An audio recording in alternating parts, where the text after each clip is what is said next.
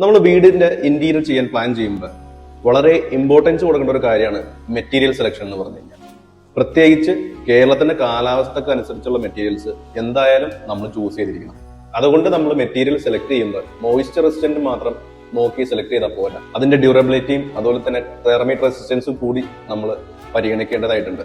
നമ്മൾ വീടിന്റെ interior plan ചെയ്യുന്നത് മിനിമം ഒരു 10 വർഷം അല്ലെങ്കിൽ ഒരു 15 വർഷത്തേക്കായിരിക്കും. മിക്ക വീടുകളിലും നമ്മൾ കാണുന്ന ഒരു പ്രോബ്ലം എന്താണെന്ന് വെച്ചാൽ കുറച്ച് വർഷങ്ങൾ, ഏകദേശം ഒരു 4-5 വർഷം കഴിയുമ്പോൾ തന്നെ പല യൂണിറ്റ്സിന്റെയും ചിലപ്പോൾ ലാമിനേറ്റ്സ് ബബിള് വരാം, വാട്ടർ സെല്ലിംഗ് ആവാം, ഹിഞ്ചസിൽ റെസ്റ്റ് വരാം. അങ്ങനെയുള്ള പ്രശ്നങ്ങൾ നമ്മുടെ ഈ കാലാവസ്ഥയിൽ കോമൺ ആയിട്ട് കണ്ടുവരുന്നത്. പലപ്പോഴും അതിന്റെ കാരണം എന്ന് പറഞ്ഞാൽ വർക്ക്മാൻഷിപ്പ് അല്ല, നമ്മുടെ കാലാവസ്ഥക്ക് അനുയോജ്യമായിട്ടുള്ള മെറ്റീരിയൽസ് ചൂസ് ചെയ്യാത്തതുകൊണ്ട് വരുന്ന പ്രശ്നങ്ങളാണ്. നമ്മുടെ നാട്ടില് ഇന്റീരിയർ പ്ലാൻ ചെയ്യുമ്പോൾ ഡിസൈൻ എലമെന്റ്സിന് മാത്രം ഇമ്പോർട്ടൻസ് കൊടുത്താൽ പോരാ, ഉറപ്പായിട്ടും ശരിയായിട്ടുള്ള മെറ്റീരിയൽ തിരഞ്ഞെടുക്കുക എന്ന് പറഞ്ഞു കഴിഞ്ഞാൽ ഏറ്റവും ഇമ്പോർട്ടൻസ് ആയിട്ടുള്ള ഒരു കാര്യമാണ്.